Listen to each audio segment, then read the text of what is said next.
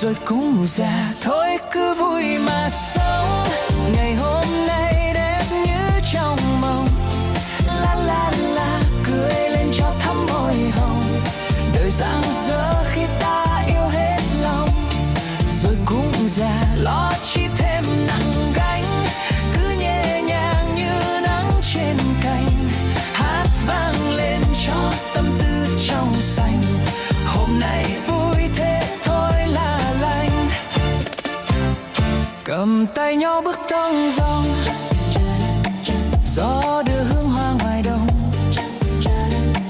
Một tin nhắn nhỏ xinh thôi